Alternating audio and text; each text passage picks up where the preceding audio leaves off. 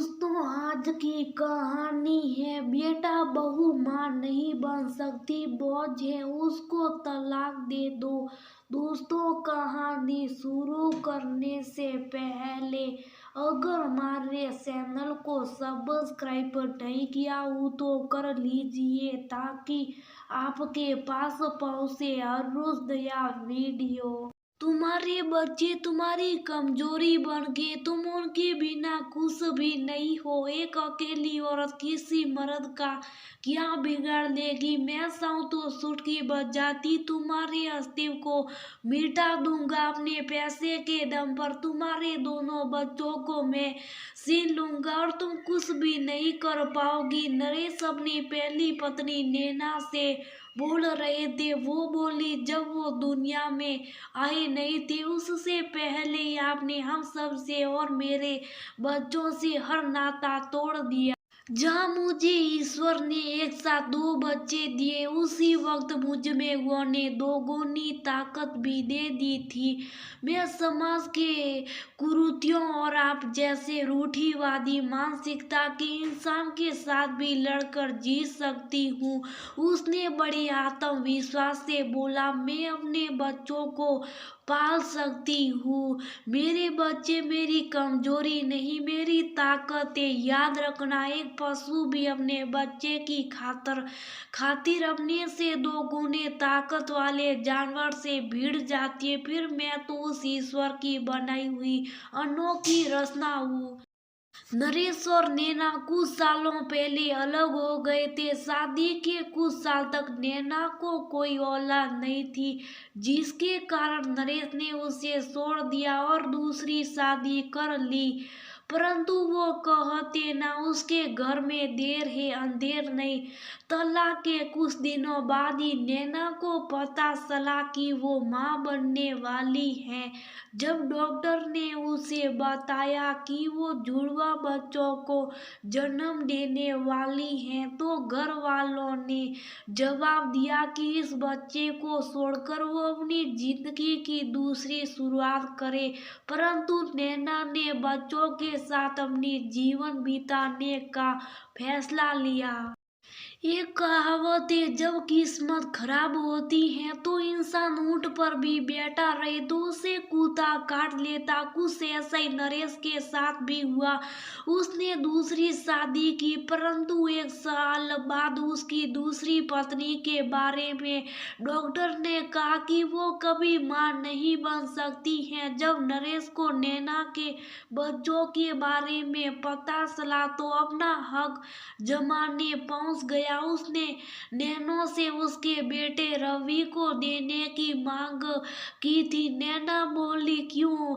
इस समाज को और आप जैसे मर्दों को ये लगता है कि एक अकेली माँ अपने बच्चों को पाल नहीं सकती है। मेरे बच्चे मेरी ताकत है। मैं अपनों बच्चों को अपने से दूर नहीं करूंगी। इन पर आपका कोई हक नहीं है। मैं अपने दम पर अपने बच्चों को पालूंगी। नरेश बोला, तुम अपने दम पर अपने बच्चों को पालोगी और तुम्हारे बच्चे तुम्हारी ताकत बनेंगे। मैं भी ये देखने के लिए इंतजार करूंगा। देख लेना, जिस दिन तुम इनकी जरूरतों को पूरा करना बंद कर दोगी, कैसे ये तुम्हें छोड़कर मेरे पास चले आते हैं।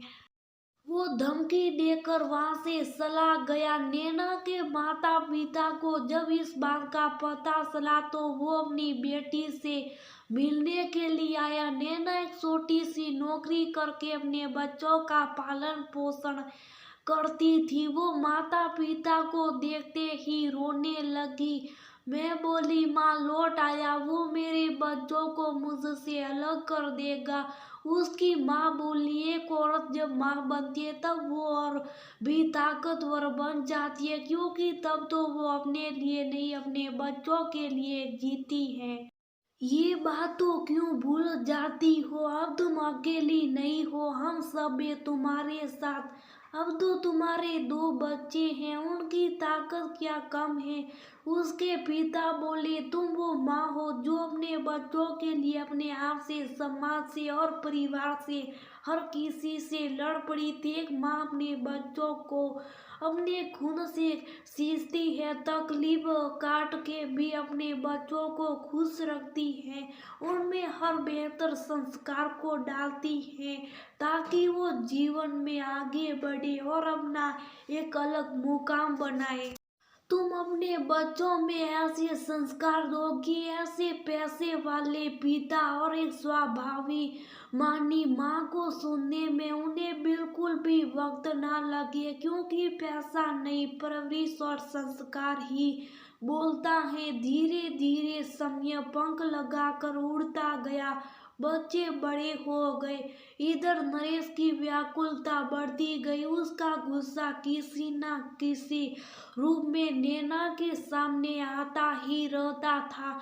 नैना में अपनी हिम्मत नहीं छोड़ी, अब बच्चों की जरूरत बढ़ने लगी थी। जब नैना उनकी मांग को पूरा नहीं कर पाती तो कई बार बच्चे कहते, इससे तो अच्छा तो आप हमें पापा को दे देती, कम से कम हमें ये कमी तो ना होती। तब नैना टूट जाती थी। उस वक्त उसके पिता उसका सांस बढ़ाते और बोलते, कहाँ गया वो सब, कहाँ गया वो जज्बा जो एक माँ बनने से पहले तुम्हारे अंदर था। अपनी ताकत को दोगुनी करो और माँ के साथ साथ एक पिता की कठोरता भी अपने अंदर लाओ और अपने बच्चों को सही राह दिखाओ। नैना स्कूल में पढ़ाया करती थी, उसने उसके बाद घर में भी ट्यूशन करना शुरू कर दिया।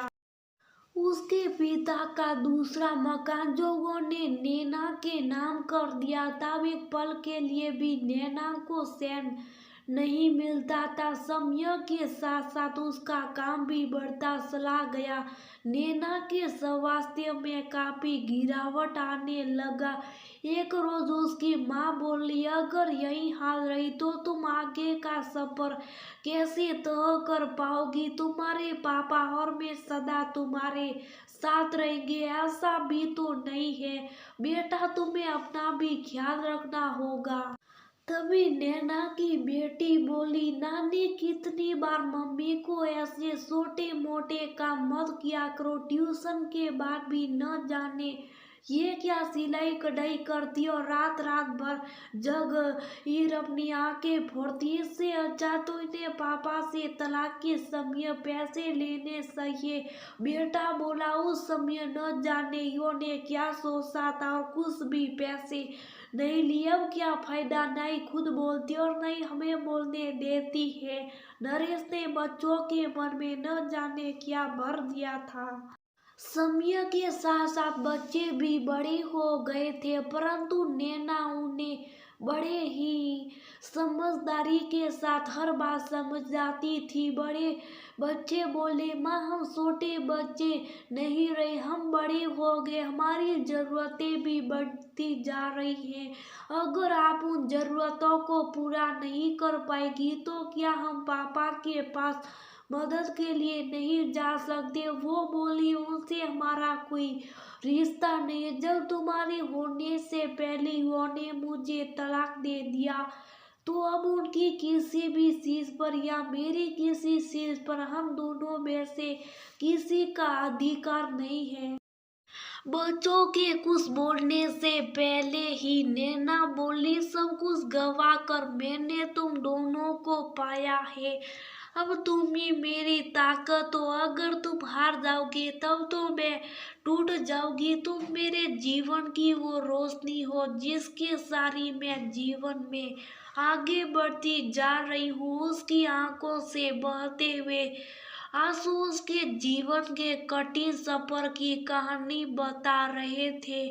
नैना के जाते ही उसके पिता दोनों बच्चों को अपने पास बैठा कर बोले, बच्चे बड़े होकर अपनी माँ पर ऐसे शब्दों का प्रहार करते हैं तब वह बच्चों नहीं शत्रु बन जाते हैं। ऐसे बच्चे होने से तो एक औरत निसंतान ही सही रही है।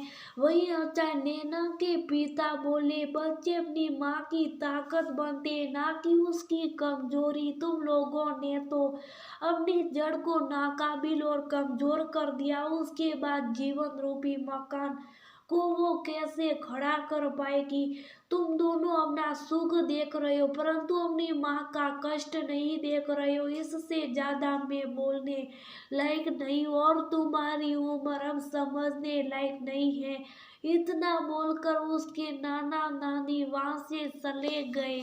नैना ने बहुत कुछ अपने बच्चों को बताया नहीं था। जब सारी बातें नैना के माता पिता से उन दोनों को पता चली तब उन्हें एहसास हुआ कि उसकी माँ ने उन्हें कितना कष्ट करके उन्हें पाला। दोनों नैना के पास गए और बेटा माँ का हाथ पकड़कर बोला, माँ हमें माफ कर दीजिए। आपने अपना सुख अपनी नई जिंदगी को छोड़कर हमें सुना जबकि हम तो दुनिया में आए भी नहीं थे। बेटी बोली, इतना कुछ सहने के बाद भी आप उस इच्छा के हमारे सामने कभी बुराई नहीं करती थी। क्यों? ताकि हमसे अच्छे संस्कार आ सके और हम कभी भी किसी के बारे में ना कभी बुरा सोचे ना कभी बुरा बोले। आप यही चाहती थी ना माँ? नैना मुस्कुरा कर बोली, मेरी दौलत वो पैसे वो मकान नहीं, तुम दोनों हो।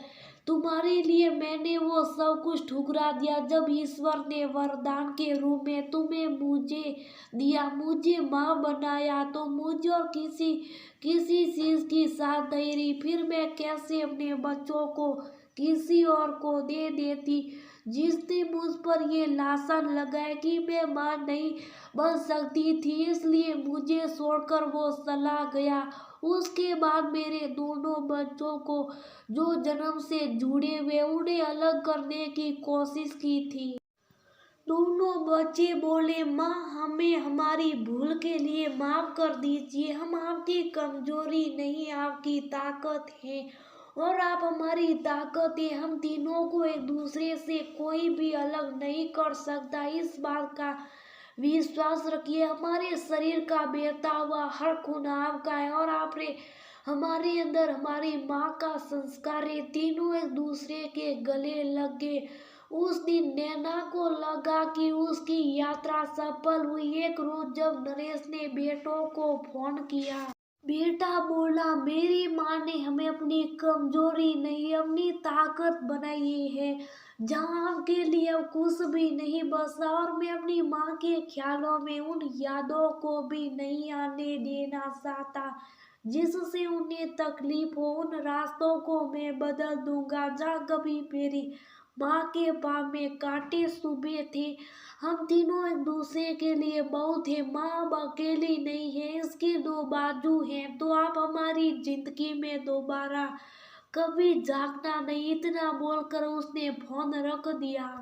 नैना बस स्कूल संभालती थी। ट्यूशन में उसकी बेटी और बेटा दोनों मिलकर उसकी मदद करते थे। करीब 2 साल बाद उसके बेटे को बहुत अच्छी नौकरी मिल गई। फिर उसने अपनी माँ से आग्रह किया कि माँ अब आप ट्यूशन का काम छोड़ दीजिए और आराम कीजिए। नैना भी दोनों बच्चों के साथ अब वक्त बिताती थी और स्कूल में बच्चों को भी ये ज्ञान देती थी कि माँ बाप की कमजोरी नहीं ताकत बनो, क्योंकि माँ बाप अपने सारे सपनों को तुम्हारे झोली में दे देते हैं। अब उन्हें पूरा करने की जिम्मेदारी तुम बच्चों की है। नैना को स्कूल में उत्कृष्ट शिक्षा का पुरस्कार दिया जा रहा था। उस समय उसके माता पिता और उसके दोनों बच्चे वहीं मौजूद थे। नैना ने अपने दोनों बच्चों को अपने पास बुलाया। सबके सामने वह बड़े फर्क से बोली, मैं एक अकेली माँ जिन औरतों को ये लगता है कि बिना पुरुषों के वो बच्चों को नहीं पा सकती हैं, मैं उन्हें कहती हूँ बच्चे हमारी कमजोरी नहीं हमारी ताकत होती है। आप अपने बच्चों पे वो प्यार वो संस्कार दीजिए, क्योंकि वो हमारे जिंदगी की जमा पूंजी है। वही आपकी ताकत है, आपकी कमजोरी नहीं।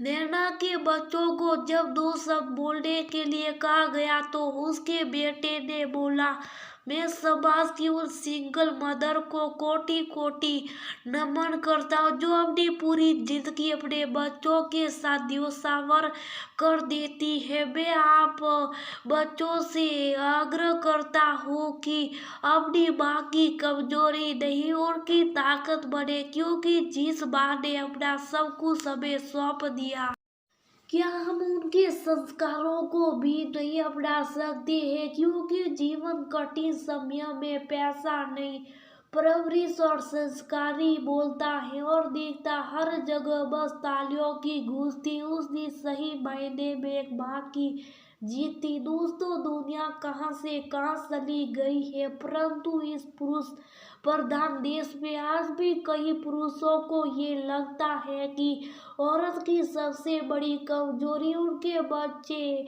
है। वो ये भूल जाते हैं वो कि बच्चे होने के बाद औरत और भी दोगुनी ताकत से उभर कर उठती है, क्योंकि बच्चे उसकी कमजोरी नहीं उनकी ताकत होते हैं।